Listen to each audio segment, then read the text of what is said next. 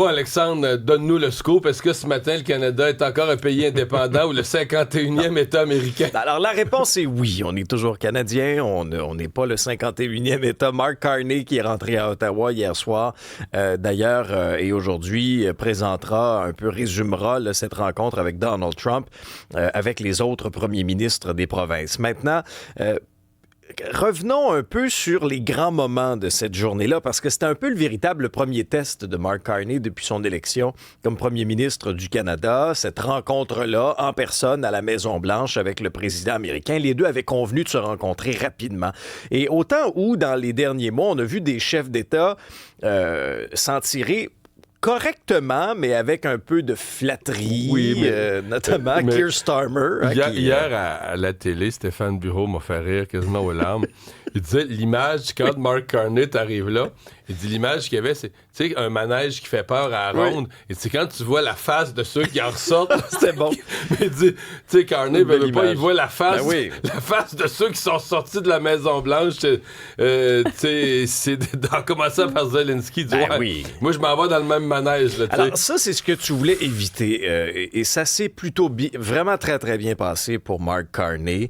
Quand on regarde l'entretien vraiment à l'intérieur là, du bureau ovale, à peu près 33 minutes, il y a plusieurs sujets qui ont été abordés, autres que le Canada, mais quand même, au moment où Donald Trump a été questionné sur le 51e État, Mark Carney y est allé vraiment là, d'un petit bijou en termes de réplique. Si vous voulez, revivons ce moment-là ensemble.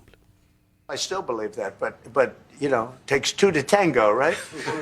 But no, I do. I mean, I believe it would be a massive tax cut for the Canadian citizens. As you know from real estate, there are some places that are never for sale. That's true. We're sitting in one right now, Buckingham Palace that you visited as well. That's true. And having met with the owners of Canada over the course of the campaign last several months, it's not for sale, won't be for sale ever. Alors, cette réplique-là de Mark Carney, lorsqu'il a dit à Donald Trump, vous savez, comme développeur immobilier, il y a des endroits... Parce que M. Trump venait de dire une minute avant, moi, je pense comme un développeur immobilier, il a saisi ça. Là. Ben oui, alors ça prend une vivacité d'esprit extraordinaire, là, de répondre ça du tac au tac. Et lorsqu'il lui a dit, il y a des endroits grandioses qui ne sont pas à vendre, on en est actuellement à l'intérieur d'un, la Maison-Blanche, que ce soit Buckingham Palace et le Canada, c'est la même chose, ce ne sera jamais à vendre.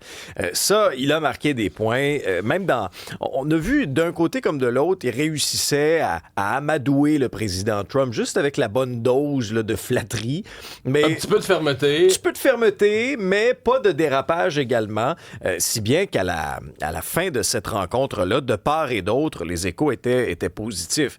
Parce que, souvenez-vous, avec Volodymyr Zelensky, lorsque ça avait dérapé dans le bureau ovale, Zelensky s'est fait montrer la porte de la Maison-Blanche. Il n'y a pas eu de lunch après. Là. Mark Carney, par la suite, il y a eu... La rumeur veut que ce sont les employés de la Maison-Blanche qui ont eu un bon dîner, qui ont eu un bon lunch. Mais dans le cas d'hier, la rencontre s'est poursuivie. La délégation canadienne a mangé avec la délégation américaine.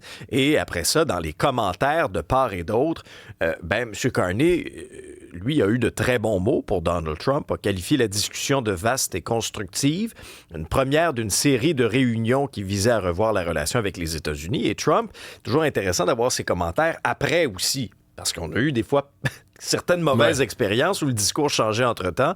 Lui, il a qualifié leur rencontre de très bonne, a minimisé les tensions actuelles au sujet aussi des droits de douane, son désir d'annexer le pays voisin. Pour ce qui est des droits de douane, ça, là-dessus, Trump a été très ferme en disant il n'y a rien que le Canada peut faire là, pour enlever les droits de douane. Alors ça, c'est pas une victoire sur toute la ligne lors de la rencontre d'hier, mais quand même, c'est un pas dans la bonne direction. Par contre, ils se sont entendus pour négocier sur la base de l'accord de libre-échange là, Canada-États-Unis-Mexique.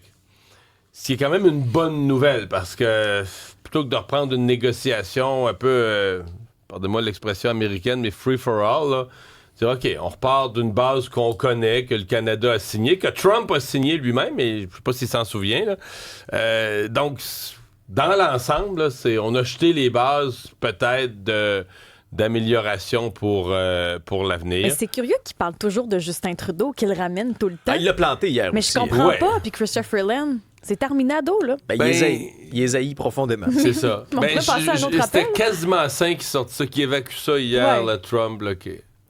Mais, en fait, c'est quasiment sain. Est-ce que c'est normal? Tu sais, la semaine passée, en réponse à une question de journaliste, il a commencé à dire ça, là, que Carney avait l'air à l'aimer, puis Poilievre avait l'air à pas l'aimer. Et dans le fond, c'est que lui, il juge les leaders internationaux. Tu sais, dans le fond, la qualité d'un leader, c'est est-ce qu'il aime Trump ou pas. Là, tu sais, s'il m'aime pas, c'est un nul. S'il m'aime, c'est de même que tu juges les gens. Mais ça a l'air d'être ça pour Trump. Donc, à suivre, il y aura d'autres étapes, mais pour ce premier passage, je pense qu'on peut dire que c'est une réussite. Début du conclave. Ouais, les yeux du monde sont tournés. À cette heure-ci, on vote pas encore, on prie. On prie. Oui, puis c'est des longues prières. Hein, Mario, tu t'étonnais, là. Prie pas vite. C'est pas juste un Notre Père ou un Je vous salue Marie. Non. C'est plusieurs Ben chapelets. Il faut être éclairé pour prendre une décision de cette ampleur-là. T'as entièrement raison, d'autant plus que tous les yeux du monde sont tournés vers le Vatican aujourd'hui pour le début donc de ce conclave-là. Les cardinaux, il y en a 133 cardinaux électeurs qui proviennent de 70 pays différents qui vont se réunir à huis clos à l'intérieur de la chapelle Sixtine pour désigner le successeur du pape François. Alors, il y a bien sûr c'est hermétique, là. Pas de téléphone portable. Et tu nous racontais une anecdote lorsque tu avais visité toi-même la chapelle Sixtine et tu te demandais... J'ai visité 2 ou 3 fois, l'encadrement. Mais les gens ils vont ça... Oui, il y a constamment, quand tu les visites, donc c'est interdit de prendre des photos, là. Oui. Tu sais, tout le plafond, là, tu sais, les fresques de Michel-Ange, puis t'es pas censé prendre ça en photo. Il y en a qui le font avec les cellulaires, il y en a qui le font sans arrêt. Puis t'es pas censé parler. C'est silence, c'est une chapelle, mais ça parle tout le temps. Donc, il y a des gardes de sécurité. Je suis convaincu que les gens qui sont allés vont reconnaître ça. Des gardes de sécurité qui sont toujours... Je dirais à peu près toutes les 60 à 90 secondes. Silenzio. No photo. Ils disent très lentement. Alors, je présume qu'ils ont été exclus. Moi, les cardinaux. Sinon, le conclave va être long. Le conclave va être long, oui. On coupe les télécommunications aussi entre les murs de la Cité du Vatican. C'est juste pour les traductions. On se posait la question pays. ce matin, c'est ça, 70 pays, ils sont pas tous bilingues, trilingues. Il y en a qui sont polyglottes, il y en a qui parlent plusieurs langues, quelques-uns. Il y en a qui peuvent pas communiquer entre eux. Alors ça, j'ai hâte de voir. Mais là, si tu mets des interprètes, dès qu'une tierce personne entend les conversations, t'as beau y faire signer des documents, tu brises le secret absolu. Ben oui. Fait qu'est-ce qu'ils réussissent à se parler entre eux avec des interprètes dans le groupe ou est-ce que tout le monde parle un peu anglais ou je sais pas comment ça fonctionne? Non, c'est une très bonne question. Puis là, aujourd'hui, actuellement, on est en train de prier. Après ça, un seul vote aujourd'hui. Ça aura lieu un petit peu plus tard aujourd'hui. Et là, par la suite, il y aura 4 votes par jour. 2 le matin, 2 en après-midi, jusqu'à ce qu'on finalement s'entende sur le choix du successeur du pape François, qui est décédé il y a quelques jours à l'âge de 88 ans des suites d'un AVC. Et là, ça prend le 2/3. Donc, pour se rallier, il y a des favoris, notamment le numéro 2 du Vatican, le cardinal Parolin, le cardinal Tagle également. C'est pas impossible qu'on ait aussi... peut-être un pape africain. Il y a toutes sortes de rumeurs. Tagle, c'est un Philippin, lui. Tagle, c'est un Philippin. Premier pape asiatique. Ah, exactement. Mais le plus rapide, parce que là, on se demande quand est-ce qu'on... Le plus rapide dans l'histoire moderne, là, enlevons depuis qu'on vote comme on vote aujourd'hui, là, les 2/3 puis les règles actuelles, c'est juste avant la Deuxième Guerre mondiale, le pape qui a vécu la Deuxième Guerre mondiale, Pie XII, au 3e tour. Okay. Ce qui veut dire qu'il y a un premier tour comme le premier après-midi, comme aujourd'hui, et le lendemain, il y en a 2 en avant-midi. Donc, le lendemain à midi, là, le 2e tour de l'avant-midi, c'était réglé, il y avait de la fumée blanche. Okay. Ça, c'est le plus rapide. Alors, est-ce que ce sera Puis aussi en 1740, on avait la même procédure de vote. Ça a pris combien de temps? 181 jours. Oh, c'est un petit peu plus long. Mais écœuré à un moment donné, la patience, là. Mais là, je sais pas, c'est qu'à un moment donné, ça veut dire que les gens changent pas leur vote, là. C'est comme de l'entêtement. Puis à un moment donné, c'est qui va céder à l'entêtement. Il y avait 2 groupes, 2 clans. Visiblement, c'était des gens qui tenaient à leurs convictions. Il y a notre collègue Raymond Filion, qui est envoyé spécial de TVA Nouvelles, qui est au Vatican et qui a interrogé justement des gens qui étaient sur place. C'est intéressant d'avoir leurs réponses. Écoutons ce qu'ils avaient à dire. Dès que la journée que le pape est décédé, j'ai booké mon billet d'avion, mon hôtel. Je m'étais toujours dit je viendrais voir un conclave, donc là, c'est l'occasion. On voit ça qu'une fois dans la vie, donc c'était un peu l'objectif. Donc on est content d'être là. Par hasard, on profite, quoi. Quel genre de pape souhaitez-vous que l'Église catholique se donne? Un pape altruiste, qui n'a pas de limite de frontières, de politique, qui est juste là pour définir l'amour. Eh bien, nous souhaitons avoir le même pape que François, près des pauvres, un pape qui était vraiment près des gens. Bon. Mais eux, ils font le voyage en sachant pas s'ils vont le voir. Là. Tu sais pas combien de temps ça va durer. Non, effectivement. Mais quand il y a quelqu'un qui disait dans l'extrait assister à un conclave. Ça doit être plate. Ben là, t'assistes pas vraiment. T'assistes au dévoilement. Si t'es encore là quand le nouveau pape est choisi, t'assistes à la présentation du pape au balcon, là. T'assistes pas vraiment. Il n'y a pas de caméra ou de personnes qui circulent. Il n'y a pas d'estrade là, dans la chapelle Sixtine. Est-ce qu'on va vivre un autre printemps étudiant, mais cette fois-ci avec les élèves du secondaire, Alexandre? Il y a de la grogne, à la suite de ce qui a été annoncé, l'interdiction des cellulaires, non pas seulement à l'intérieur des classes, comme c'est le cas actuellement, mais à l'intérieur des murs de l'école, sur le terrain de l'école, du début jusqu'à la fin de la journée, au primaire, au secondaire, au privé et au public. Ça passe vraiment très, très mal auprès de certains jeunes certains ont signé des pétitions. Et sur les réseaux sociaux, il circule des messages appelant à la grève pour ce vendredi. Tout à fait, oui. On travaille effectivement en ce sens-là. Et quand je te parlais des pétitions, il y en a une, là, 56 000 signatures. Quand même. Déjà. Ouais. Et je vous fais entendre un exemple de vidéo qui circule actuellement là, sur TikTok qui invite les élèves de tout le Québec à manifester leur mécontentement ce vendredi en restant à la maison. Les jeunes ont fait la grève. À partir de l'année prochaine, le gouvernement du Québec va nous obliger à appeler nos professeurs monsieur, madame et rendre les téléphones illégaux à l'école. Je sais pas ce que vous en pensez, mais moi je trouve ça débile. Monsieur, madame, gouvernement, on a des problèmes beaucoup plus graves que le téléphone à l'école. Puis par on, je veux dire le Québec. Alors, élèves, le 9 mai 2025, on fait la grève. Montrons à monsieur le gouvernement qu'on est sérieux à propos de notre pays. Bon, monsieur le gouvernement se fait parler dans le casque, mais il grève le 9 mai. On n'a pas encore de réaction. Est-ce que les directions d'école vont autoriser ces grèves ou est-ce que c'est... Parce que là, cette vidéo-là, je pense celle qu'on vient d'entendre, je croyais voir qu'elle avait comme plusieurs centaines de milliers de vues déjà. Là. Ça veut pas dire que tous ceux qui la regardent vont respecter le mouvement de grève, mais ça part, là. Non, tout à fait. C'est un mouvement qui a de l'attraction, comme on dit, qui a de la visibilité. Je suis pas surprise de ça, moi. Non. Parce qu'à cet âge-là, quand, je sais pas, moi, ton téléphone, tes amis, c'est ce qu'il y a de plus important. Quand tu interdis, c'est comme nous, là, si on nous interdisait d'aller voir nos amis le vendredi, là, on essayait de tout faire pour dépasser les règles. Je suis pas surprise qu'ils réagissent comme ça. J'ai hâte de voir comment les directions d'école, est-ce qu'on va autoriser les grèves ou est-ce qu'on va mettre des limites, puis des journées de suspension, puis si tu fais la grève, si t'es absent. Parce que, tu sais, il y a tellement de grèves dans la société présentement qu'eux autres, ils regardent ce que leurs parents font, puis nous autres, avec, on va faire des grèves. Je suis pas surprise de ça, moi. C'est vrai. Ils ont vécu 6 semaines de grève, là, puis c'était pas grave. C'est ça? 6 semaines de grève des enseignants l'année passée, puis c'était pas grave. Bon, c'est ce matin, parce que hier, on avait trouvé de l'argent pour Maisonneuve-Rosemont, mais officiellement, c'est ce matin au Conseil des ministres qu'on est censé confirmer le tout. Exact. Ça sera entériné ce matin au Conseil des ministres. Ces fameux 85 millions dégagés pour le stationnement de l'hôpital Maisonneuve-Rosemont.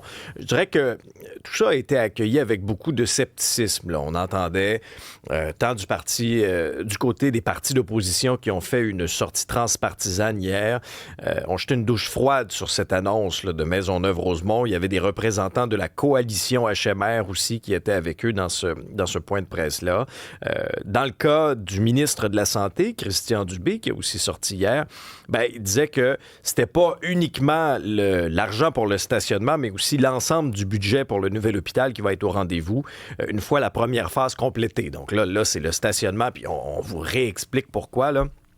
Parce qu'on entend, on lit beaucoup des commentaires pour dire « c'est pas des stationnements qu'on a besoin, c'est un nouvel hôpital ».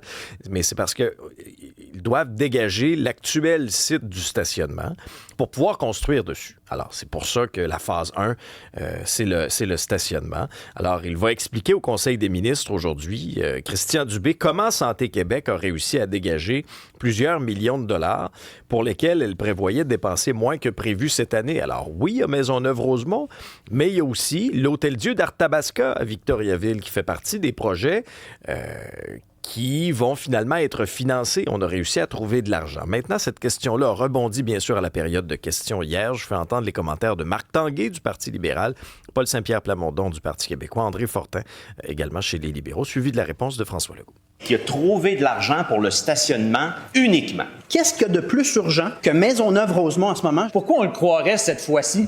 En 25-26, il y aura le déplacement du stationnement. Par la suite, dans le 164 milliards, il est prévu de faire toute la rénovation d'HMR. Donc, c'est un engagement, c'est un engagement qu'on va respecter. Voilà, donc à suivre, mais c'est donc pour le gouvernement, c'est beaucoup de dommages politiques. Pour revenir au point de départ, parce qu'il faut comprendre que, mettons, le 1er janvier, quand on a tourné l'année, c'était prévu là, qu'on faisait Maisonneuve-Rosemont, la Pépine cet été. Donc on a annulé ça. Au jeu d'échelle et serpent, là, on est revenu sur la même case, mais après s'être fait un dommage politique énorme. Est-ce qu'on a manqué de pif politique, Mario? Moi, je soulevais on a cette mal évalué la hypothèse-là situation. avec Benoît hier en disant les dommages collatéraux de ça. Là. Est-ce qu'on pensait que ça allait passer sous le radar lorsque, à chaque semaine, il y avait des manchettes sur la décrépitude de cet endroit-là? Est-ce qu'on a sous-estimé la pression populaire? Clairement. Ta question, est-ce qu'on a manqué de pif politique? Je vais répondre, c'est certainement une mauvaise lecture de l'état de l'opinion publique puis de leur capacité de faire avaler ça, d'autant plus que il n'y avait pas de réponse trop claire sur OK, pourquoi on le fait pas? OK, on le fait pas cette année. Quand est-ce qu'on va le refaire? Selon quel échéancier? Alors, tout ce flou, à mon avis, a accentué la colère. On va réunir Céline et Paul McCartney. Oui, on ne sait pas s'ils vont chanter ensemble, mais ils vont travailler sur le même projet.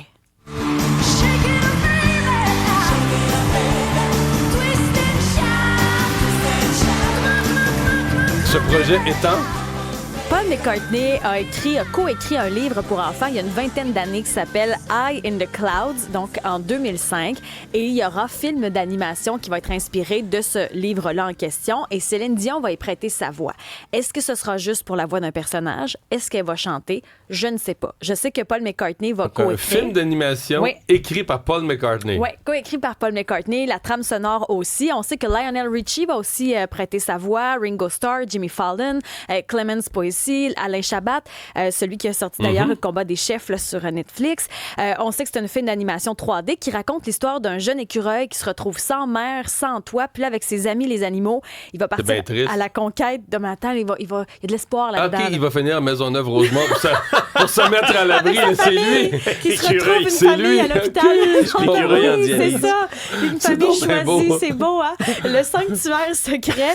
Il va vivre la tragédie, de la guerre, de la joie, des victoires, puis la liberté, la paix, puis tout ça. Là.